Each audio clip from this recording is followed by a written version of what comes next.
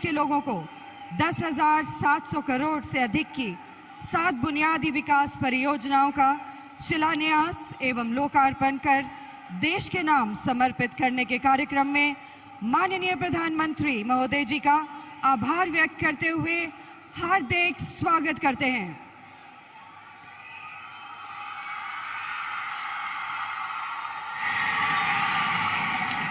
मंच पर आसीन गणमान्य अतिथिगण, श्री विश्वभूषण हरिचंदन जी, आंध्र प्रदेश के माननीय राज्यपाल,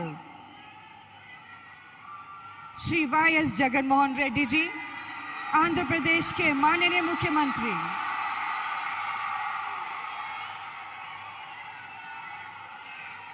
श्री अश्विनी वैष्णव जी, माननीय केंद्रीय मंत्री रेल, संचार एवं इलेक्ट्रॉनिक्स और सूचना प्रौद्योगिकी, भारत सरकार का भी हम हार्दिक अभिनंदन करते हैं। एवं विशाखापट्टनम के इस गौरवशाली शहर में उपस्थित सभी वरिष्ठ अधिकारीगण और अतिथिगण का हर्षित भाव से हार्दिक स्वागत है। आज़ादी के इस अमृत काल में भारत देश एक ऐसी स्वर्णिम गाथा लिख रहा है जो विकसित भारत के स्वप्न को साकार करेगी और देश में तेजी से आगे बढ़ रहे शहरों में विशाखापट्टनम यानी सिटी ऑफ डेस्टिनी का नाम भी शामिल है। माननीय प्रधानमंत्री जी के नेतृत्व में आस को आधार और उम्मीद को साकार करने का जो कार्यक्रम पिछले 8 वर्षों से चल रहा है, आज का यह समारोह उसी प्रगति की ओर एक और पहल है। आज के इस भव्य समारोह में भारत के माननीय प्रधानमंत्री जी के दिशा निर्देश में उनकी गरिमामयी उपस्थिति में कई वर्षों की लंबी प्रतीक्षा के बाद विशाखापट्टनम के वासियों का सपना साकार होने जा रहा है और आज का दिन विशाखापट्टनम की विकास की यात्रा में एक बहुत ही अहम दिन है और विशाखापट्टनम के इतिहास में यह स्वर्णिम दिन स्मरणीय हमेशा रहेगा और यह हमारे लिए बहुत ही सौभाग्य का क्षण है जब हम सब इस विकास के साक्षी बने हैं। प्रगति के इस नए आरंभ के लिए आप सभी को हार्दिक शुभकामनाएं। इस प्रतिम अवसर पर आभार स्वरूप विशाखापट्टनम के वासियों की ओर से निवेदन है आंध्र प्रदेश के माननीय मुख्यमंत्री श्री वाईएस जगनमोहन रेड्डी जी से कि वे स्मृति चिन्ह एवं शॉल भेंट कर माननीय प्रधानमंत्री जी का औपचारिक रूप से स्वागत और सम्मान करें।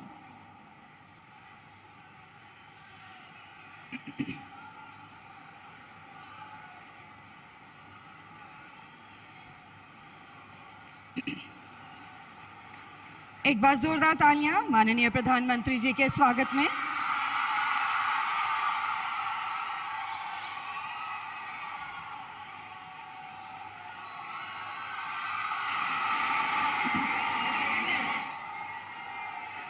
माननीय मुख्यमंत्री जी से निवेदन है एक स्मृति चिन्ह भेंट कर माननीय प्रधानमंत्री जी का स्वागत और सम्मान करें।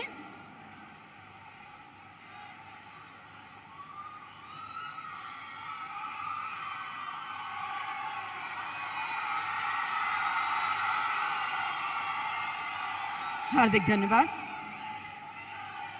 माननीय प्रधानमंत्री जी तथा गणमान्य अतिथिगण का स्वागत और आज के इस भव्य समारोह की महत्ता पर प्रकाश डालने के लिए आमंत्रित करना चाहेंगे श्री अश्विनी वैष्णव जी, माननीय केंद्रीय मंत्री रेलवे, संचार एवं इलेक्ट्रॉनिक्स और सूचना प्रौद्योगिकी, भारत सरकार को।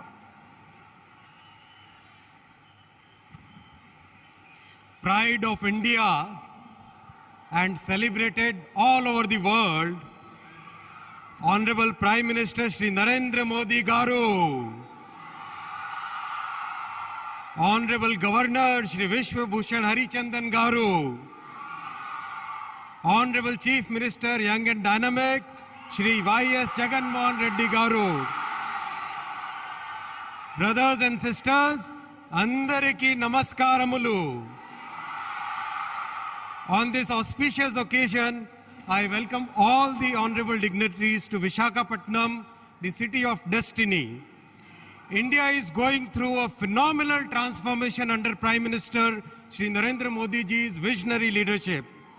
Every sector is changing. We are able to navigate very difficult global scenario only because of Honorable Prime Minister's clarity of vision.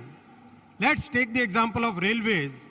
In the past 8 years, Honorable Prime Minister Shri Narendra Modi ji has totally transformed Indian railways. And throughout this journey, he has kept the poorest, the most vulnerable, and the marginalized sections at the center of policy making. Clean platforms, easily accessible facilities, good quality trains, Divyang-friendly designs, solar roofs, all form a part of Prime Minister's vision. Railway stations, a classic case is redevelopment of railway stations. Honorable Prime Minister has given the vision that all the railway stations will become world-class facilities. They will become the cultural and commercial hubs of the city. A huge roof plaza will be created, which will create new urban space, spacious waiting areas, lot of space for local products through the one station, one product outlets. Here in Visakhapatnam, Etiko Pakku toys, the very beautiful wooden toys, they are finding a new market through railway station, and I thank Honorable Prime Minister for mentioning it in the Man Ki Baat program. Under Honorable Prime Minister's visionary leadership, Visakhapatnam station will be completely redeveloped to world class with an investment of rupees 446 crore. Already, Honorable Prime Minister's guidance, a very good design has been made, tender has been invited, tender has been awarded, and the pre-construction work has been started. Today, Honorable Prime Minister will lay the foundation stone, then very rapidly we will construct the road, construct the station. Honorable Prime Minister has inspired the creation of a world-class train, Vande Bharat Express.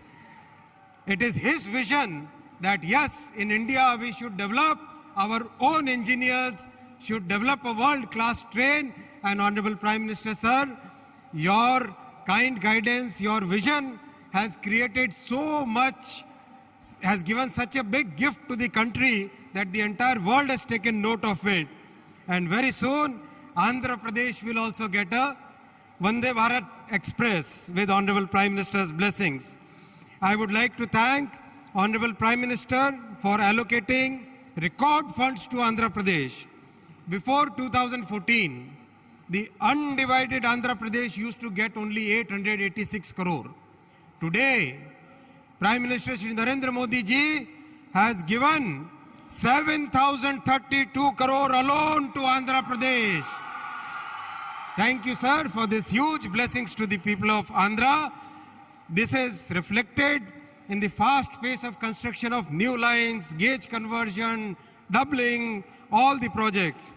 I would like to give special thanks to Prime Minister Garu for sanctioning telecom towers to connect 4,668 villages.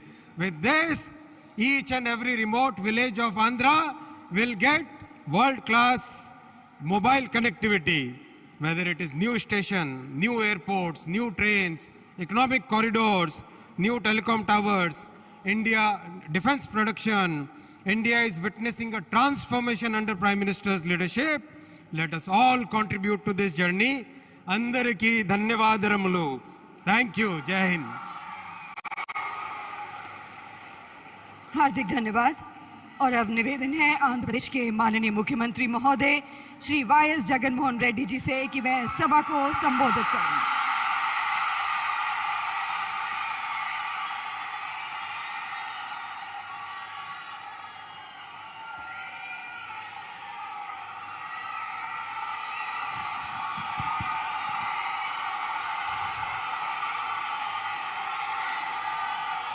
దేశ ప్రగతి రథసారథి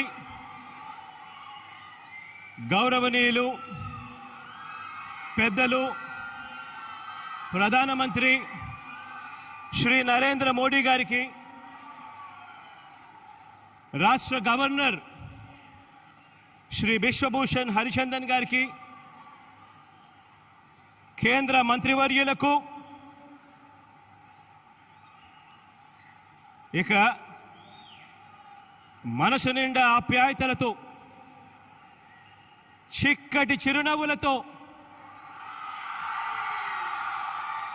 లక్షలాదిగా తరలివచ్చిన నా అక్కలకు, నా చెల్లెమ్మలకు, నా అన్నదమ్ములకు, అవ్వ తాతలకు ఆంధ్రప్రదేశ్ రాష్ట్ర ప్రభుత్వం తరపున, ఆంధ్రప్రదేశ్ ప్రజల తరపున ఈ ఉత్తరాంధ్ర గడ్డ మీద ఈ విశాఖలో సాదరంగా, హృదయపూర్వకంగా రెండు చేతులు జోడించి స్వాగతం పలుకుతా ఉన్నాను.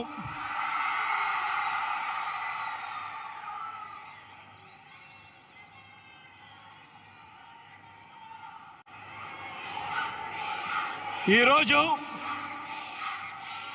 చారిత్రక ఆంధ్ర యూనివర్సిటీ ప్రాంగణంలో ఒకవైపు సముద్రం కనిపిస్తూ ఉంది, మరోవైపు జన సముద్రం కనిపిస్తూ ఉంది. ఈవేళ ఇక్కడ కార్తీక పౌర్ణమి వేళ ఎగసిపడిన సముద్రపు కెరటాలకు మించి ఈ రోజున జన కెరటం ఇక్కడ ఉవ్వెత్తున ఎగసిపడుతూ కనిపిస్తూ ఉంది. ఈరోజు ఇక్కడ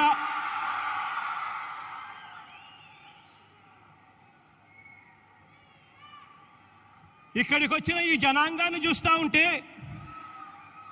ప్రజా కవి, శ్రీకాకుళం వాసి, గాయకుడు వంగపండు చెప్పినట్టుగా, వంగపండు పాడినట్టుగా తన మాటలు గుర్తుకొస్తా ఉన్నాయి. ఏం పిల్లడో, వెళ్దాం వస్తావా అంటూ ఈరోజు మనం తలపెట్టిన ఈ మహాసభకు ఉత్తరాంధ్ర జనం ప్రభంజనంలా కదిలి రావటం కనిపిస్తూ ఉంది. ఈరోజు ఇక్కడ ఇదే నేల మీద నడియాడిన మహాకవి శ్రీశ్రీ మాటల్లో చెప్పాలి అనంటే, వస్తున్నాయి వస్తున్నాయి జగన్నాథ రథ చక్రాలు అంటూ కదిలి వస్తూ కనిపించే లక్షల జన సందోహం ఈరోజు మన ఎదుట ఇక్కడ కనిపిస్తా ఉన్నాయి. ఈరోజు దేశమంటే మట్టి కాదోయ్, దేశమంటే మనుషులోయ్ అన్న మన విజయనగరం వాసి మహాకవి గురుజాడ మాటలు మనందరికీ కూడా కర్తవ్య బోధ చేస్తున్నాయి.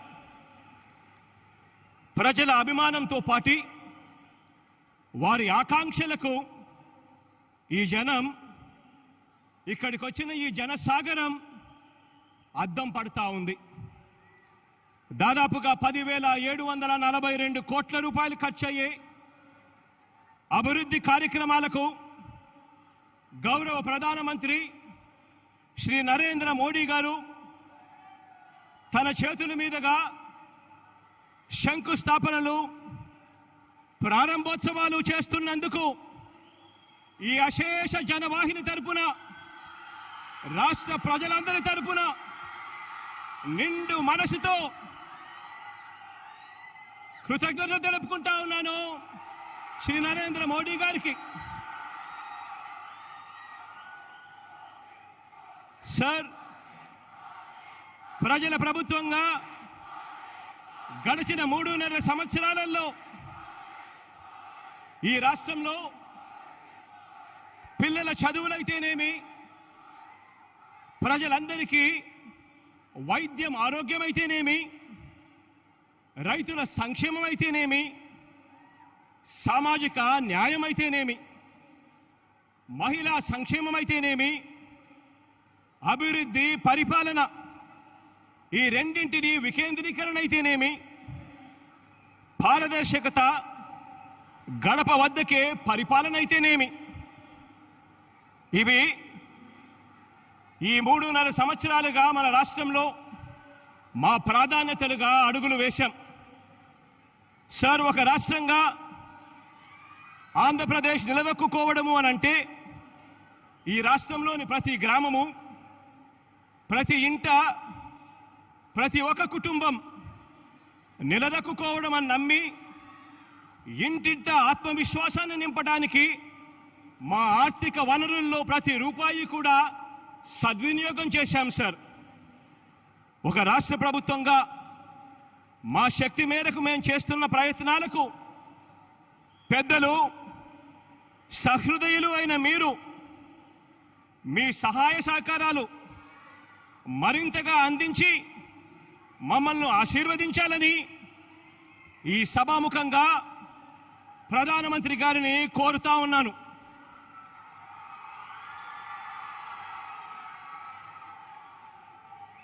ఎనిమిదేళ్ల క్రితం తనకు తగిలిన అతిపెద్ద గాయం నుంచి మా రాష్ట్రం ఆంధ్రప్రదేశ్ ఇంకా కోలుకోలేదు సార్. మా గాయాలు మానేలా మా రాష్ట్రం జాతీయ స్రవంతితో పాటు అభివృద్ధి చెందడానికి వీలుగా మీరు సహృదయంతో, విశాల హృదయంతో చేసే ప్రతి ఒక్క సహాయం, మీరు మా రాష్ట్రానికి ప్రత్యేకంగా ఇచ్చే ప్రతి సంస్థ, మీరు మా రాష్ట్రానికి అదనంగా ఇచ్చే ప్రతి రూపాయి మా రాష్ట్ర పునర్నిర్మాణానికి గొప్పగా ఉపయోగపడుతుందని ఈ సందర్భంగా మనవి చేస్తా ఉన్నాను సార్. సార్, మీరు మా రాష్ట్రం కోసం, మా ప్రజల కోసం చేసే ఏ మంచైనా కూడా ఈ రాష్ట్రం, ఈ ప్రజానికం ఎప్పటికీ కూడా గుర్తు పెట్టుకుంటుంది అని చెప్పి మనవి చేస్తా ఉన్నాను. అలాగే ఇక్కడ ఇంకొక విషయం కూడా చెప్పాలి సార్. కేంద్ర ప్రభుత్వంతో, ప్రత్యేకంగా మీతో మా అనుబంధం పార్టీలకు, రాజకీయాలకు అతీతం. మా రాష్ట్ర ప్రయోజనాలు తప్ప మాకు మరో ఎజెండా లేదు, ఉండదు, ఉండబోదు సార్.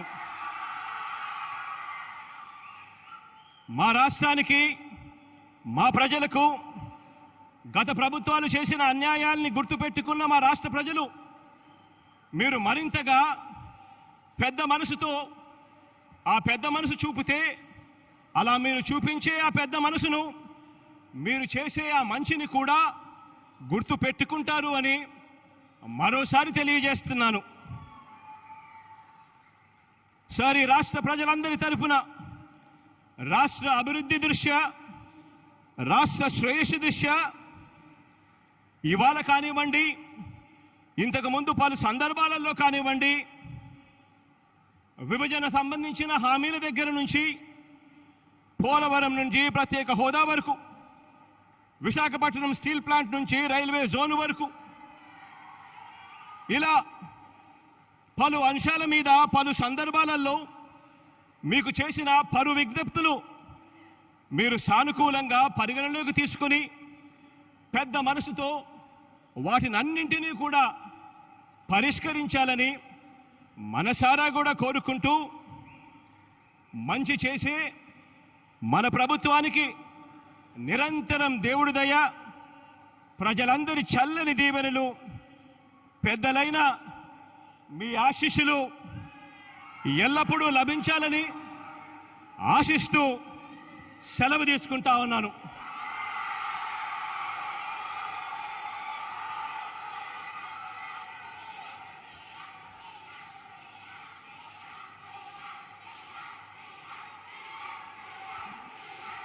माननीय मुख्यमंत्री महोदय जी का हार्दिक धन्यवाद। माननीय प्रधानमंत्री जी के नेतृत्व में भारत सरकार के अथक प्रयासों से आज इस शुभ अवसर पर कई विकास परियोजनाओं का माननीय प्रधानमंत्री जी द्वारा शुभारंभ करने का अवसर प्राप्त हुआ है। माननीय प्रधानमंत्री महोदय जी से सविनय निवेदन है कि आप अपने शुभ हस्तों से रिमोट का बटन दबाकर 5 विकास परियोजनाओं का शिलान्यास एवं ओएनजीसी और एनएचएआई की परियोजनाओं का लोकार्पण कर इन्हें देश के नाम समर्पित करें। विशाखापट्टनम मत्स्य हार्बर के आधुनिकीकरण एवं उन्नयन कार्य का शिलान्यास हो रहा है। जिससे मछुआरों का आर्थिक सबलीकरण होगा। राष्ट्रीय राजमार्ग 130 सीडी के रायपुर विशाखापट्टनम आर्थिक गलियारे का ग्रीनफील्ड में 6 लेनीकरण, जिससे सुगम यातायात सहित क्षेत्र की सामाजिक एवं आर्थिक प्रगति को बढ़ावा। राष्ट्रीय राजमार्ग 516 सी के कॉन्वेंट जंक्शन से शीला नगर जंक्शन तक का 6 लेनीकरण एवं विशाखापट्टनम बंदरगाह कनेक्टिविटी के लिए अतिरिक्त 4 लेन समर्पित पोर्ट रोड के कार्य का शिलान्यास हो रहा है। विशाखापट्टनम रेलवे स्टेशन का पुनर्विकास कार्य का शिलान्यास हो रहा है, जिससे यात्रियों को मिलेंगी विश्व स्तरीय सुविधाएं। गेल की 745 किलोमीटर श्रीकाकुलम अंगुल प्राकृतिक गैस पाइपलाइन के निर्माण कार्य का शिलान्यास हो रहा है, जिससे आंध्र प्रदेश एवं ओडिशा को स्वच्छ तथा पर्यावरण अनुकूल ईंधन की सुविधा प्राप्त होगी। राष्ट्रीय राजमार्ग 326 ए के नरसन्नपेटा से पाथापट्टनम खंड का 2 लेन पेव्ड शोल्डर सहित का पुनर्वास और उन्नयन। श्रीकाकुलम गजपति कॉरिडोर का लोकार्पण हो रहा है, जिससे स्थानीय उत्पादों के और अधिक व्यापार एवं स्थानीय युवाओं के लिए रोजगार के नए अवसरों का सृजन होगा। ओएनजीसी के KGDWN 98/2 डीप वाटर ब्लॉक की ओडलार व्यू स्थित यू फील्ड अभितट फैसिलिटीज का लोकार्पण हो रहा है, जिससे देश की ऊर्जा सुरक्षा को बढ़ावा मिल रहा है। हार्दिक धन्यवाद। और अब प्रस्तुत है भारत के माननीय प्रधानमंत्री जी द्वारा शुभारंभ की गई परियोजनाओं पर एक लघु फिल्म।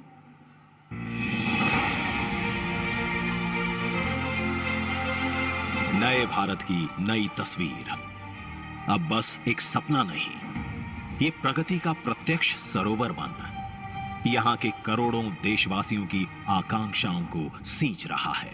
आज मैं गर्व के साथ कहता हूं, 125 करोड़ हिंदुस्तानी नई आशा, उमंग और आकांक्षाओं से भरे हुए, और इसके कारण मुझे लगता है कि मेरा देश नई ऊंचाइयों को पार करके रहेगा, सपनों को साकार करके रहेगा। ये भव्य सरोवर फैलते फैलते आज हमें ले आया है विशाखापट्टनम। आज आंध्र प्रदेश के विशाखापट्टनम को मिलने जा रहा है 10,000 करोड़ रुपए से अधिक की विकासमयी परियोजनाओं का उपहार। इन परियोजनाओं में शामिल हैं 3,128 करोड़ रुपए की वो परियोजनाएं जो आज राष्ट्र को समर्पित की जा रही हैं। देश की ऊर्जा सुरक्षा के लिए ओएनजीसी द्वारा कृष्णा गोदावरी बेसिन में आज तक की सबसे गहरी गैस की खोज की गई है, जिसको रिकॉर्ड 11 महीनों में मोनेटाइज किया गया है। इस खोज में 3 गैस के कुएं हैं, जिनकी गैस उत्पादन क्षमता करीब 3 MMSCMD है। 2,917 करोड़ की लागत से मोनेटाइज किए गए इन कुओं से देश की ऊर्जा सुरक्षा को और गति मिल रही है। साथ ही भारत को गैस आधारित अर्थव्यवस्था बनाने की दिशा में ये एक बड़ा कदम है। रोड कनेक्टिविटी को बेहतर करते हुए NH 326A के आंध्र प्रदेश के 42 किलोमीटर के खंड को पेव्ड शोल्डर कॉन्फ़िगरेशन के साथ 2 लेन में विकसित किया गया है। पथापट्टनम से शुरू होकर नरसन्नापेटा के पास NH 16 जंक्शन पर राष्ट्रीय मार्ग का यह हिस्सा समाप्त होता है। ये राष्ट्रीय मार्ग ओडिशा के गजपति जिले को आंध्र प्रदेश के श्रीकाकुलम जिले से जोड़ता है। 211 करोड़ रुपए की लागत से बनकर तैयार हुए NH 326A के इस खंड के विकास से आंध्र प्रदेश और ओडिशा राज्यों के बीच बेहतर संपर्क सुनिश्चित होगा। आंध्र प्रदेश की अर्थव्यवस्था को और तेज गति देने के लिए लगभग 7,600 करोड़ रुपए की अन्य परियोजनाओं का शिलान्यास भी आज किया जा रहा है, जिनमें शामिल हैं मल्टी मोडल कनेक्टिविटी को सशक्त करते हुए रायपुर और विशाखापट्टनम के बीच 465 किलोमीटर का इकोनॉमिक कॉरिडोर। इस कॉरिडोर की कुल 465 किलोमीटर लंबाई में से 100 किलोमीटर लंबाई आंध्र प्रदेश राज्य में पड़ती है। परियोजना की कुल लागत 15,400 करोड़ रुपए होगी, जिसमें से आंध्र प्रदेश के भाग की लागत 3,778 करोड़ रुपए होगी। इस परियोजना में 12 पुल, 27 अंडरपास, 26 बड़े पुल, 34 छोटे पुल, 1 ROB और 6 इंटरचेंज का निर्माण शामिल है। इससे छत्तीसगढ़ और ओडिशा के औद्योगिक नोड्स का विशाखापट्टनम बंदरगाह और चेन्नई कोलकाता राष्ट्रीय राजमार्ग संख्या 16 से तेज संपर्क सुनिश्चित होगा।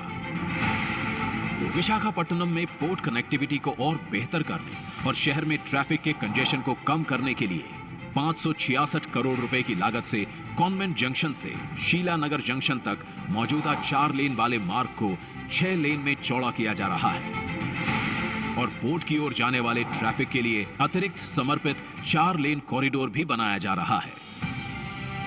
आंध्र प्रदेश और ओडिशा में स्वच्छ और गुणवत्तापूर्ण ऊर्जा की आपूर्ति के उद्देश्य से 2658.34 करोड़ रुपए की लागत से गेल इंडिया लिमिटेड बना रही है श्रीकाकुलम आंध्र प्रदेश से अंगुल ओडिशा तक 745 किलोमीटर लंबी प्राकृतिक गैस पाइपलाइन, 6.65 MMSCMD कैपेसिटी वाली पाइपलाइन आंध्र प्रदेश के विभिन्न जिलों में घरेलू उद्योगों, वाणिज्यिक इकाइयों और ऑटोमोबाइल क्षेत्रों में प्राकृतिक गैस की आपूर्ति के लिए महत्वपूर्ण बुनियादी ढांचे का निर्माण करेगी, जो पर्यावरण के अनुकूल और किफायती है।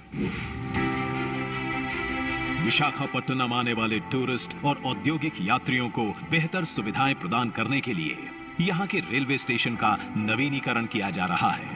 लगभग 447 करोड़ रुपए की लागत से होने वाली इस मेजर अपग्रेडेशन से वाइजैक रेलवे स्टेशन में यात्री अनुकूल सुविधाएं प्रदान की जाएंगी। इस अपग्रेडेशन से ये रेलवे स्टेशन प्रतिदिन 2 लाख यात्रियों का लोड ले पाएगा। इसके अतिरिक्त शिलान्यास किया जा रहा है विशाखापट्टनम फिशिंग हार्बर के मॉडर्नाइजेशन और अपग्रेडेशन का। प्रधानमंत्री मत्स्य संपदा योजना के अंतर्गत लगभग 152 करोड़ की लागत से होने वाले इस अपग्रेडेशन से मछुआरों की कई चुनौतियों का निवारण होगा। इस परियोजना में बंदरगाह पर कई सुविधाओं के निर्माण की परिकल्पना की गई है, जैसे एक वातानुकूलित नीलामी हॉल, अत्याधुनिक मैकेनाइज्ड फिश हैंडलिंग और पैकेजिंग सुविधाएं, कैंटीन, वाहन पार्किंग क्षेत्र और मछली बेचने के लिए दुकानें। इस मॉडर्नाइजेशन और अपग्रेडेशन से इस फिशिंग हार्बर की हैंडलिंग क्षमता 150 टन से दुगनी होकर 300 टन प्रतिदिन हो जाएगी और जेटी में टर्न अराउंड समय 8 घंटे से घटकर 4 घंटे हो जाएगा। नए भारत की नई तस्वीर बदलने जा रही है। अब आंध्र प्रदेश के आने वाले कल की छवि साथ ही ला रही है यहाँ के लोगों के लिए रोजगार के अनेकों अवसर। इन परियोजनाओं से मिल रही है आंध्र प्रदेश, खासकर विशाखापट्टनम को तेज गति और आत्मनिर्भर भारत के संकल्प की ओर भी ये है एक महत्वपूर्ण कदम। धन्यवाद।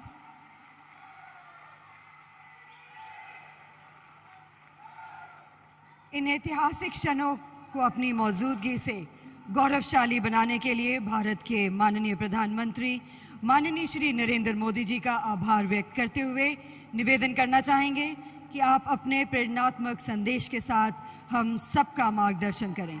और एक बार जोरदार तालियां माननीय प्रधानमंत्री जी के स्वागत में।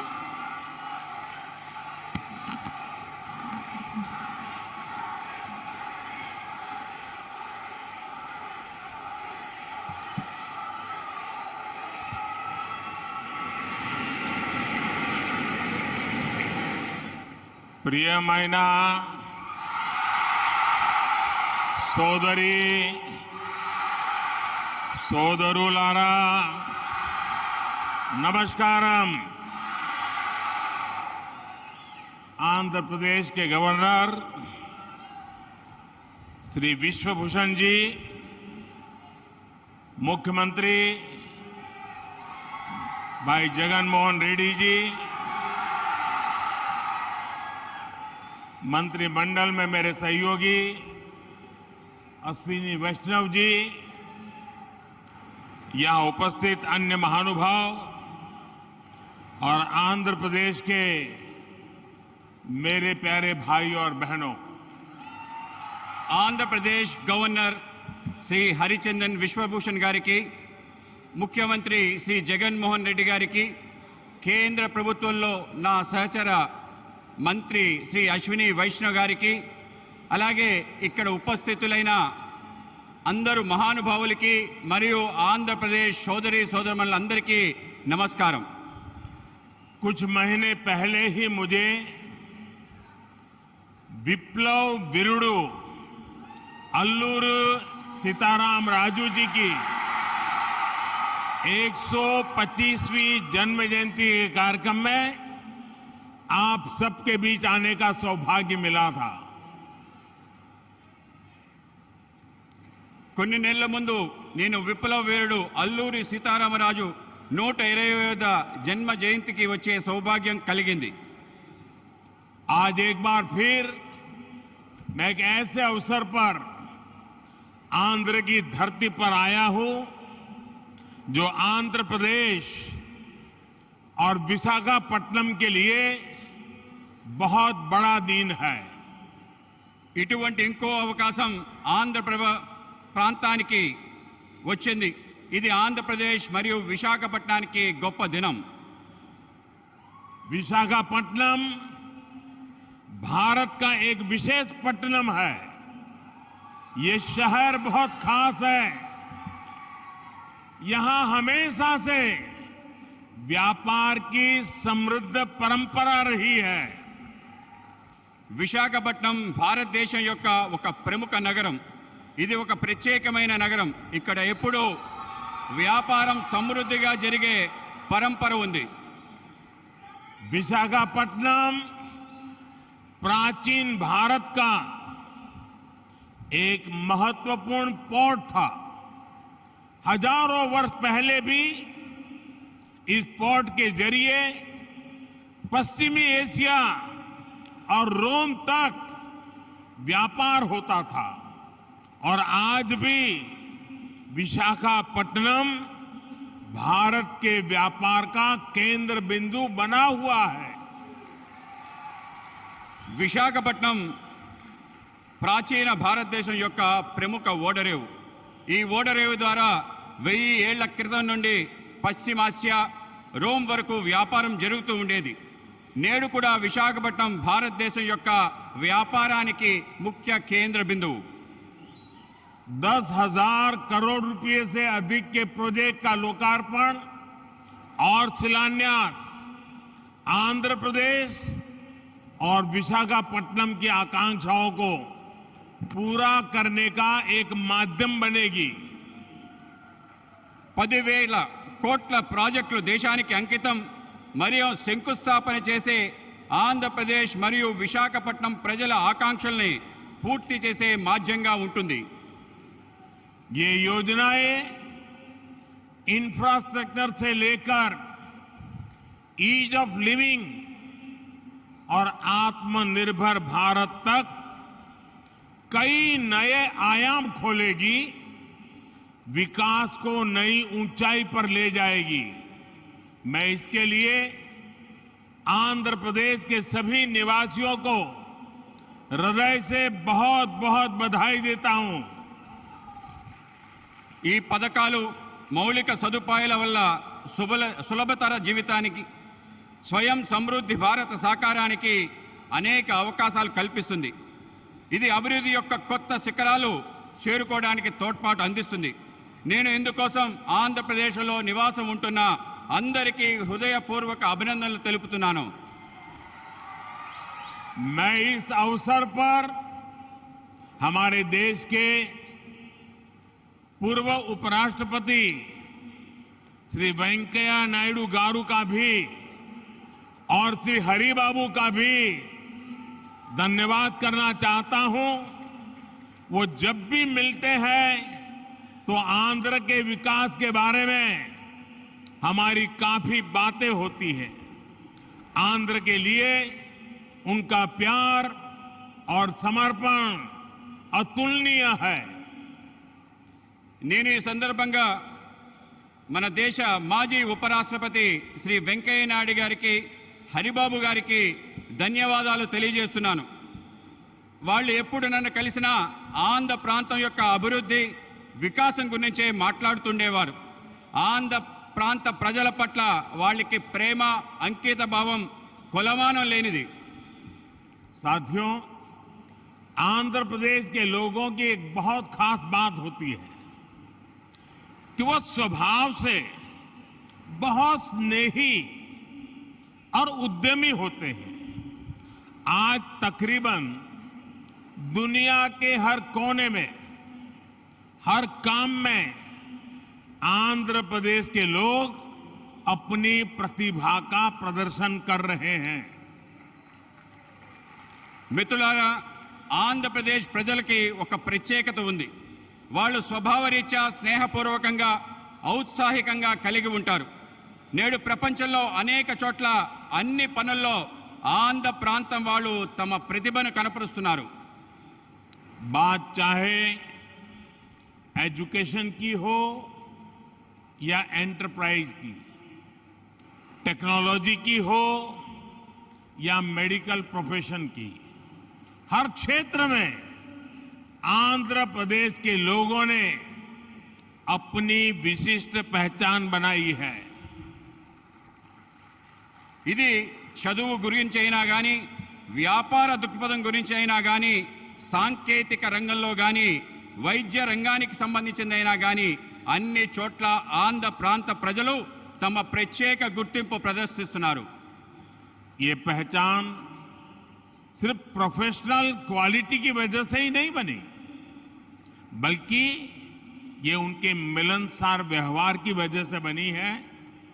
आंध्र प्रदेश के लोगों का खुश मिजाज और जिंदा दिल व्यक्तित्व हर किसी को उनका मुरीद बना देता है। ఈ గుర్తింపు వృత్తిపరమైన లక్షణాల కారణంగా కాక వాళ్ళ యొక్క కలుపుకోరుతనం కారణంగా ఏర్పడింది. ఆంధ్రప్రదేశ్ ప్రజల యొక్క ఉల్లాసవంతమైన ఉన్నతమైన వ్యక్తిత్వం వాళ్ళని అలా మెచ్చుకునేలా చేస్తుంది. तेलुगु भाषी लोग हमेशा बेहतर की तलाश में रहते हैं और हमेशा बेहतर करने की कोशिश करते रहते हैं। मुझे खुशी है कि आज यहां जिन विकास परियोजनाओं का शिलान्यास और लोकार्पण हुआ है वो भी आंध्र प्रदेश में प्रगति की गति को और बेहतर करेगी। తెలుగు ప్రజలు ఎప్పుడు కూడా అందరి బాగు కోసం వెతుకుతూ ఉంటారు, అలాగే బాగు చేయడం కోసం కృషి చేస్తుంటారు. నాకు చాలా సంతోషంగా ఉంది. ఈరోజు అభివృద్ధి కార్యక్రమాల యొక్క శంకుస్థాపన జాతికి అంకితం చేసిన విషయంలో ఆంధ్ర ప్రాంతం యొక్క అభివృద్ధి మెరుగుపడడానికి దోహదపడతాయని చెప్పి భావిస్తున్నాను. साथियों, आजादी के अमृत काल में देश विकसित भारत के लक्ष्य को लेकर विकास के रास्ते पर तेजी से आगे बढ़ रहा है। మిత్రులారా, మనం స్వతంత్ర దినోత్సవం యొక్క అమృత కాలంలో ఉన్నాం. వికసించిన భారత అనే లక్ష్యంతో అభివృద్ధి పదంలో ముందుకి తోసిపోతున్నాం. विकास की ये यात्रा बहुआयामी है। इसमें सामान्य मानवीय के जीवन से जुड़ी जरूरतों की चिंता भी शामिल है। इसमें सबसे बेहतर आधुनिक इंफ्रास्ट्रक्चर का निर्माण भी शामिल है। అభివృద్ధి యొక్క ఈ యాత్రలో బహుముఖమైంది. ఇందులో సామాన్య మానవుడి యొక్క ఆలోచన కూడా దాగి ఉంది. ఇందులో ప్రపంచంలో శ్రేష్టమైన ఆధునిక మౌలిక సదుపాయాలు నిర్మాణం కూడా ఉంది. आज के इस कार्यक्रम में भी इंफ्रास्ट्रक्चर पर हमारे विजन की झलक भी साफ दिख रही है। हमारा विजन है समावेशी विकास का, इंक्लूसिव ग्रोथ का। నేడు ఈ కార్యక్రమంలో మౌలిక సదుపాయాల కల్పనలో మా దార్శనికత యొక్క స్పష్టమైన సంకేతం కనబడుతుంది. మా ఆలోచన అంతా కూడా సమ్మిళిత అభివృద్ధి కోసం. इंफ्रास्ट्रक्चर को लेकर हम कभी ऐसे सवालों में नहीं उलझे कि हमें रेलवे का विकास करना है या सड़क परिवहन का। हम कभी इसे लेकर दुविधा में नहीं फंसे कि हमें पोर्ट पर ध्यान देना है कि हाईवे पर। మేము మౌలిక సదుపాయాల కోసం ఎటువంటి సందేహాలకి లోను కాలేదు. అది రైల్వేల అభివృద్ధి అయినా, రోడ్ల అభివృద్ధి అయినా. మనం పోర్టుల అభివృద్ధి చేద్దామా, రహదారుల అభివృద్ధి చేద్దామా అనే విషయంలో సందేహపడలేదు. इंफ्रास्ट्रक्चर के इस आइसोलेटेड व्यू से देश को भारी नुकसान उठाना पड़ा. इससे सप्लाई चेन पर असर पड़ा और लॉजिस्टिक्स का खर्च बढ़ गया. మౌలిక సదుపాయాల్లో ఇటువంటి లోపభూయిష్టమైన ఆలోచన కారణంగా దేశానికి భారీ నష్టం చవిచూసింది. మిత్రులారా, సరఫరా గొలుసు, రవాణా సౌకర్యాలు బహుముఖమైన అనుసంధానంపై ఆధారపడి ఉంటుంది. ఆ విధంగా ముందుకు వెళ్ళడానికి దోహదపడతాయి. साथियों, सप्लाई चेन और लॉजिस्टिक्स मल्टी मॉडल कनेक्टिविटी पर निर्भर करते हैं. इसलिए हमने इंफ्रास्ट्रक्चर के विकास को लेकर के नई अप्रोच अपनाई. हमने विकास के इंटीग्रेटेड व्यू को महत्व दिया. మిత్రులారా, సరఫరా గొలుసు బహుముఖమైన అనుసంధానంపై ఆధారపడి ఉంటుంది. ఇందుకోసం మేము మౌలిక సదుపాయాల కోసం ప్రత్యేకమైన ఒక కొత్త పద్ధతిని ప్రారంభించాం. మౌలిక సదుపాయాలు ఏకీకృత ఆలోచనలకు పెద్దపీట వేశాం. आज जिस इकोनॉमिक कॉरिडोर की नींव रखी गई है उसमें 6 लेन वाली सड़क का प्रावधान है. पोर्ट तक पहुंचने के लिए एक अलग सड़क भी बनाई जाएगी.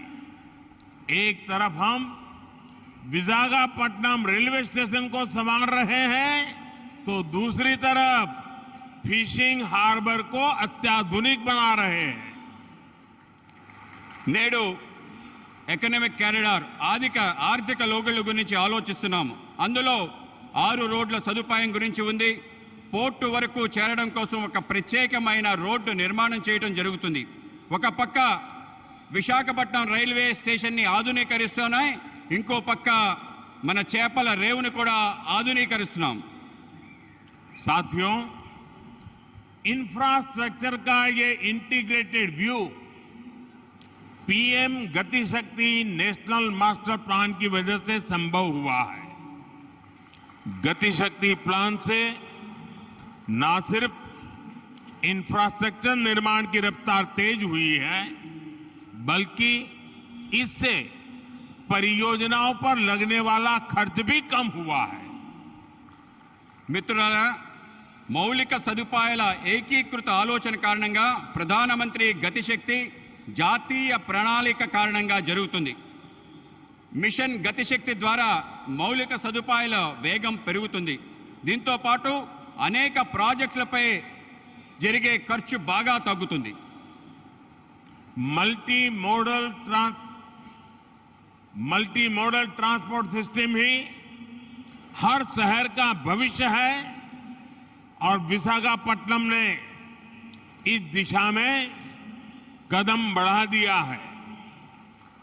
మల్టీ మోడల్ లాజిస్టిక్స్ బహుముఖమైన రవాణా వ్యవస్థ ప్రతి నగరం యొక్క భవిష్యత్తు. విశాఖపట్నం కూడా ఈ దిశగా ముందడుగు వేస్తుంది. मुझे मालूम है कि इन परियोजनाओं का आंध्र के लोगों को लंबे समय से इंतजार था और आज जब ये इंतजार पूरा हो रहा है तो आंध्र प्रदेश और इसके तटीय क्षेत्र एक नई रफ्तार के साथ विकास की इस दौड़ में आगे बढ़ेंगे. నాకు తెలుసు, మీరు ఈ యొక్క ప్రాజెక్ట్స్ కోసం ఆంధ్ర ప్రజలు ఎంతో కాలం నుంచి ఎదురు చూస్తున్నారు. ఈరోజు మీ నిరీక్షణ పూర్తయిన సందర్భం ఆంధ్రప్రదేశ్ మరియు తీర ప్రాంతం యొక్క కొత్త వేగంతో అభివృద్ధి దిశగా ఉరకలు వేస్తుంది. साथियों, आज पूरी दुनिया संघर्ष के नए दौर से गुजर रही है. कुछ देशों में जरूरी सामानों की किल्लत है तो कुछ देश ऊर्जा संकट से जूझ रहे हैं. तकरीबन हर देश अपनी गिरती अर्थव्यवस्था को लेकर परेशान है।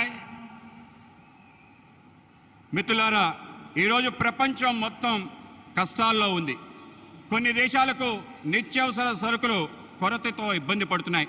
కొన్ని దేశాలు ఇంధన సంక్షోభంతో ఇబ్బంది పడుతున్నాయి. దాదాపు ప్రతి దేశం వాళ్ళు క్షీణిస్తున్న ఆర్థిక వ్యవస్థపై ఆందోళన చెందుతున్నారు. लेकिन इन सब के बीच भारत कई क्षेत्रों में बुलंदियां छू रहा है। भारत विकास की नई गाथा लिख रहा है और इसे सिर्फ आप ही महसूस नहीं कर रहे हैं, बल्कि दुनिया भी बड़े गौर से आपकी तरफ देख रही है। కానీ ఇటువంటి కష్టకాలంలో భారతదేశం అనేక సవాళ్ల మధ్య కొత్త ఎత్తులు చేరుకుంటుంది.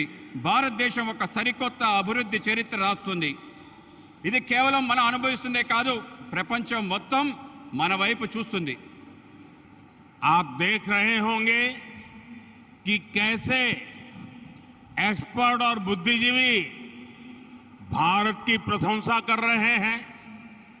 आज भारत पूरी दुनिया की उम्मीदों का केंद्र बिंदु बन गया है। మీరు చూస్తున్నారు, ప్రపంచం భారతదేశంలో ప్రముఖులు అనేక మంది మేధావులు ప్రశంసిస్తున్నారు. ఇది మీరు చూస్తున్నారు. నేడు భారతదేశం ప్రపంచం మొత్తం యొక్క ఆశల యొక్క కేంద్ర బిందువుగా మారింది. ऐसा इसलिए संभव हुआ है क्योंकि आज भारत अपने नागरिकों की आशाओं, आवश्यकताओं को सर्वोपरि रखते हुए काम कर रहा है। हमारी हर पॉलिसी, हर फैसला सामान्य मानवी के जीवन को बेहतर बनाने के लिए है। ఇది ఎందుకు అయిందంటే ఇప్పుడు భారత్ వాళ్ళ పౌరుల యొక్క ఆకాంక్షలను, ఆశల్ని ప్రధానంగా తీసుకుని పనిచేస్తుంది. మా ప్రతి విధానం, మా ప్రతి నిర్ణయం సామాన్య మానవుడి యొక్క జీవితాన్ని మెరుగుపరచడం కోసమే.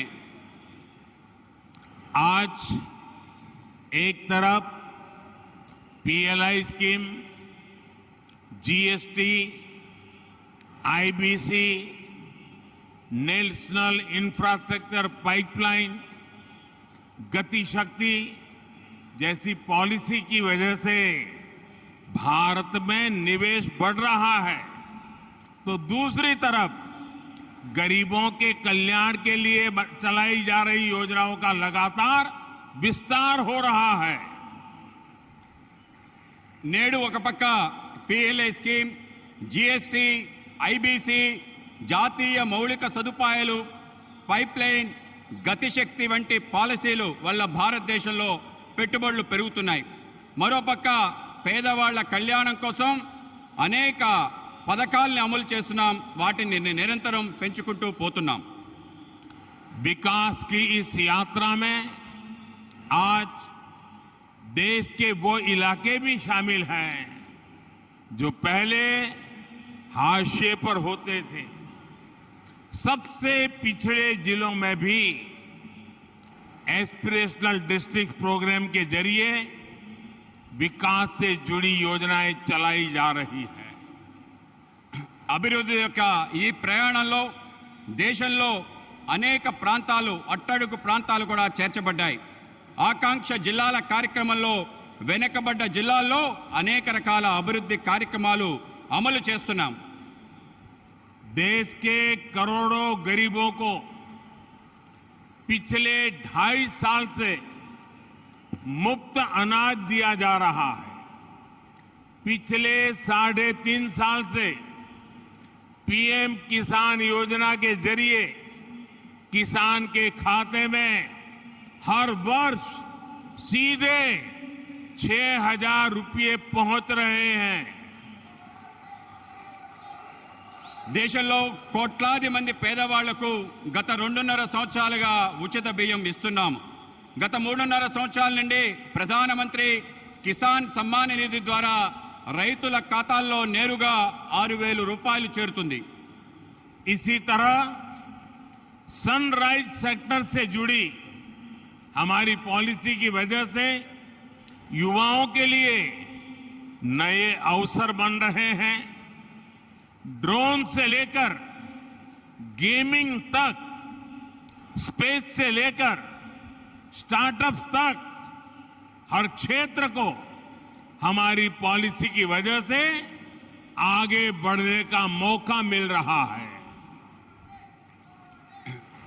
అదేవిధంగా సన్ రైజ్ సెక్టర్స్ యొక్క ఆలోచన కారణంగా యువతకి కొత్త అవకాశాలు లభిస్తున్నాయి. అది డ్రోన్ మొదలు గేమింగ్ వరకు, అంతరిక్షం నుండి అంకురాల వరకు అన్ని క్షేత్రాల్లో మా పనుల కారణంగా ముందుకు వెళ్ళడానికి అవకాశం దొరుకుతుంది. साथियों, जब लक्ष्य स्पष्ट होते हैं तो आकाश की ऊंचाइयां हो या समुद्र की गहराइयां, हम अवसरों को तलाश भी लेते हैं और तराश भी लेते हैं. आज आंध्र में मॉडर्न टेक्नोलॉजी के जरिए डीप वाटर एनर्जी को निकालने की शुरुआत इसका एक बड़ा उदाहरण है. మిత్రులారా, ఎప్పుడైతే లక్ష్యం స్పష్టంగా ఉంటుందో అప్పుడు అవకాశం యొక్క అంచులైన, సముద్రం యొక్క లోతులైన అవకాశాలని వెతుకుతాం, అవకాశాలని అందిపుచ్చుకుంటాం. ఈరోజు ఆంధ్రప్రదేశ్లో ఆధునిక సాంకేతిక పరిజ్ఞానం ద్వారా డీప్ వాటర్లో ఇంధనాన్ని వెలికి తీయటం అనేది ఒక గొప్ప ఉదాహరణ మాత్రమే. और आज देश ब्लू इकोनॉमी से जुड़ी अनंत संभावनाओं को साकार करने के लिए भी बड़े स्तर पर प्रयास कर रहा है. ब्लू इकोनॉमी पहली बार देश की इतनी बड़ी प्राथमिकता बनी है. ఈరోజు దేశంలో నీలి ఆర్థిక వ్యవస్థతో ముడిపడి అనేక అవకాశాలు సాకారం కోసం పెద్ద ఎత్తున కృషి చేస్తున్నాం. బ్లూ ఎకానమీ మొదటిసారి ఇంత ప్రాధాన్యత అంశంగా చేర్చబడింది. मत्स्य पालकों के लिए अब किसान क्रेडिट कार्ड ऐसी सुविधा भी उपलब्ध है. आज विशाखापट्टनम फिशिंग हार्बर को आधुनिक बनाने का जो काम शुरू हुआ है, इससे हमारे मछुआरे भाई बहनों का जीवन आसान होगा. మత్స్యకారులకు కూడా కిసాన్ క్రెడిట్ కార్డ్ లాంటి సదుపాయాలు లభిస్తున్నాయి. ఈరోజు విశాఖపట్నం యొక్క మత్స్యరేవు ఆధునీకరణ పని ప్రారంభమవుతుంది. దీనివల్ల మత్స్యకార సోదరి సోదరుల యొక్క జీవితం సులభతరం అవుతుంది.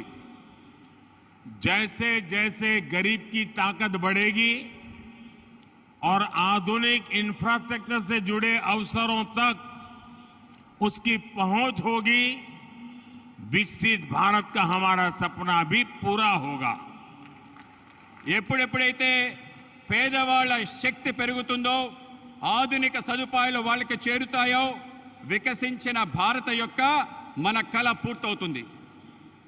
साथियों, समुद्र सदियों से भारत के लिए समृद्धि और संपन्नता का स्रोत रहा है और हमारे समुद्र तटों ने इस समृद्धि के लिए गेटवे का काम किया है. आज देश में पोर्ट लेड डेवलपमेंट के लिए जो हजारों करोड़ रुपए की परियोजनाएं चल रही है, भविष्य में उनका और विस्तार होगा. మిత్రులారా, సముద్రం పూర్వకాలం నుండి భారత్ యొక్క సమృద్ధి సంపద తేవటంలో ఆధారంగా ఉంది. సముద్ర తీరాలు మన సమృద్ధి యొక్క ముఖ్య ద్వారాలుగా మారాయి. ఈరోజు దేశంలో రేవులు, భూములు అభివృద్ధి వేల కోట్ల రూపాయలలో ప్రాజెక్టులు నడుస్తున్నాయి. ఇవి భవిష్యత్తులో మరింతగా విస్తరిస్తాయి. विकास की इस समग्र सोच को आज 21वीं सदी का भारत धरातल पर उतार रहा है। मुझे विश्वास है आंध्र प्रदेश देश के विकास के इस अभियान में इसी तरह बड़ी भूमिका निभाता रहेगा। అభివృద్ధి కోసం ఇటువంటి సమగ్రమైన ఆలోచన 21వ శతాబ్ది యొక్క భారతదేశం వాస్తవ రూపంలో అవతరిస్తుంది, వాస్తవ రూపంలో తీసుకొస్తుంది. నాకు విశ్వాసం ఉంది ఆంధ్రప్రదేశ్ దేశం యొక్క వికాసంలో పెద్ద భూమిక ప్రదర్శించబోతుంది. इसी संकल्प के साथ आप सभी का एक बार फिर बहुत बहुत धन्यवाद। ఇటువంటి సంకల్పంతో మీ అందరికీ మరోసారి హృదయపూర్వక ధన్యవాదాలు.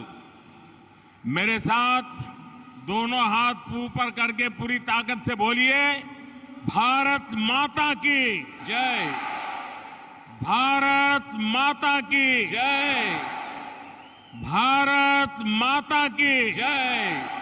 बहुत बहुत धन्यवाद।